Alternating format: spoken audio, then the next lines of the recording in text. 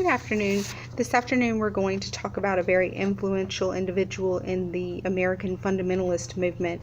J. Frank Norris was born in Alabama in 1877, and he's going to move to Texas with his family as a teenager. He is converted to the Baptist faith in Texas, and throughout his educational experiences he's going to attend Baptist institutions. He earns a master's degree in theology, and in his college years, it's where Norris becomes associated with a very divisive group of individuals known as Haydenites. They would influence his fundamentalist ideologies that he would use throughout the rest of his life. By the mid-1920s, Norris's fundamentalist views put him at the head of the fundamentalist movement in the United States. And he is going to be cut off from the Texas Baptist Associations simply because of his fundamentalist ideologies. According to historian George Marsden, fundamentalism is militantly anti-modernist Protestant evangelicalism. Norris is going to exhibit some very fundamentalist ideologies throughout his career as a preacher. He's also going to be involved in some very controversial issues, the ones that were referenced on the forum board. Throughout his lifetime, Norris exhibits all of the characteristics of fundamentalism. First, separatism. Norris is going to help create the Baptist Bible Union, which was intended to be an alternative to the Northern and Southern Baptist conventions.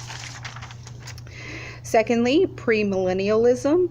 Norris believed that the world would degenerate steadily before Christ's second coming and would bring 1,000-year reign of righteousness on earth. He placed all of the current events of the early 20th century in a prophetic framework. Norris would also take American culture and put it into the fundamentalist views. He said that preservation of American culture relied on going back to the basics. And so he defended his faith by claiming that he wanted to preserve traditional American culture. The best example of his fundamentalist tendency was Norris's campaign for Herbert Hoover in 1928. Norris preached that electing the wet Roman Catholic Al Smith would destroy the end of America's way of life. The fundamentalists were very focused on trying to preserve prohibition, and so therefore Norris wanted to elect Herbert Hoover. Norris would continue to lead his churches in an undemocratic style, which was very different from the Baptist beliefs of how the church should be run.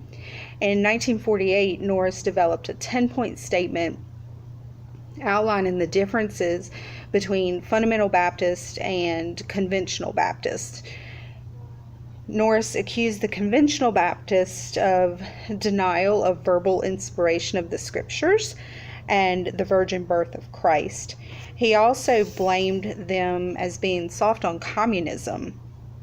He even went as far as to say that the conventional Baptists were like Roman Catholics in the sense that the leaders of the Southern Baptist Convention acted more like cardinals in the Roman Catholic structure. Frank J. Norris was a very charismatic individual.